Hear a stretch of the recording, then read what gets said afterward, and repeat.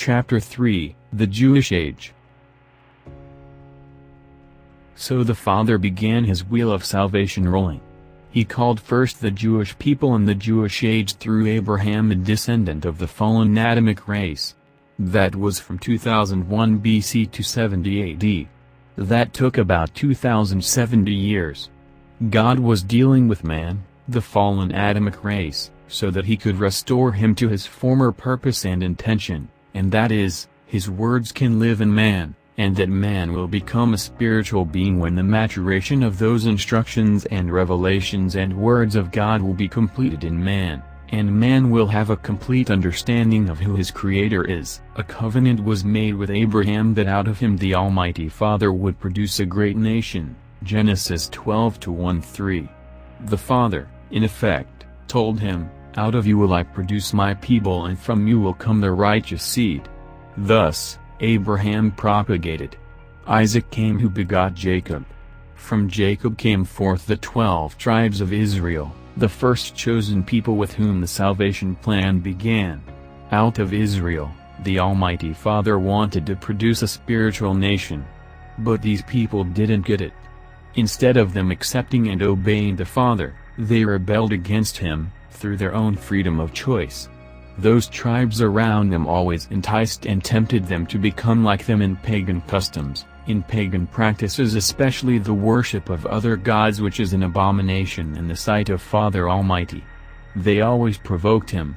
They always sinned. They were chosen to the Almighty Father's first people to complete the salvation work. That is the reason why they were given additional commands so that everything would be completed in them. But they stopped somewhere. They stopped halfway. They rejected God's governance. Until, they were looking for a physical king who would deliver them from physical captivity. They only wanted their physical ceremonies, rituals, religion and the physical temple.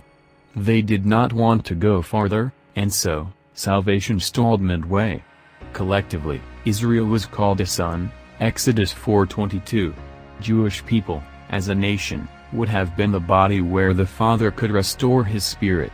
However, they remained rebellious, stubborn, and disobedient even though they received direct revelations and miracles from God.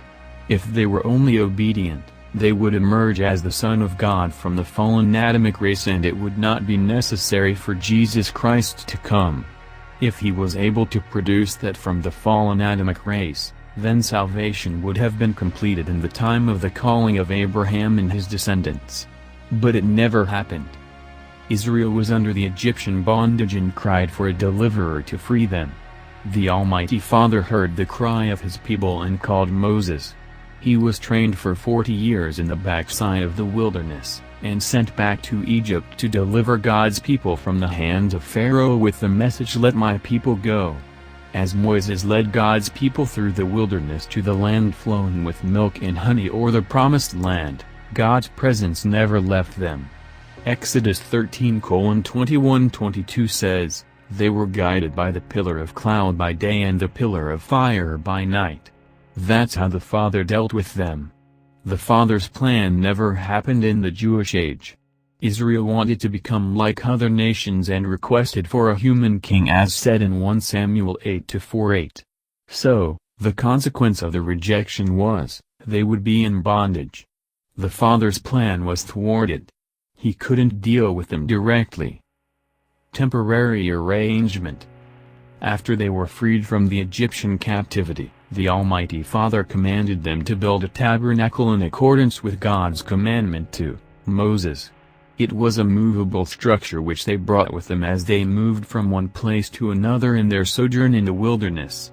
It was the center of the Jewish worship during that time. For it was where God's presence dwelt, his Shekinah glory. In reality, the law had given to them not as a blessing but a curse. The Almighty Father knew that with the serpent seed, the spirit of disobedience, lurking within them, it was impossible for them to fulfill the law and its requirements. This was what the Father wanted to take out of them. This was the very reason they were called and chosen. They were sent prophets every time they backslid, but they killed them.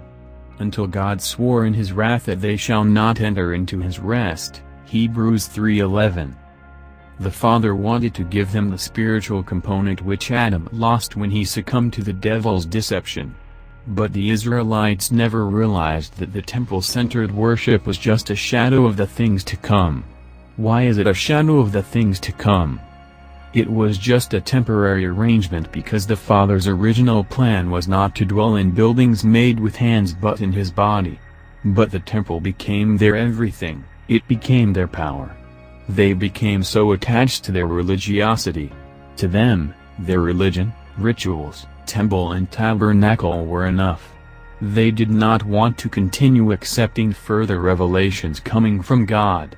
What was the failure of the Jewish people in the Old Testament? The temple was enough for them. They did not want to continue accepting further revelations coming from God. Prophets were sent to them every time they backslid, but they killed these messengers.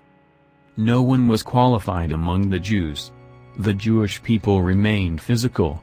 They relied on the laws, temple-centered worship to be regarded as God's chosen people. They still had the serpent seed within them, so they needed a savior to free them from spiritual bondage.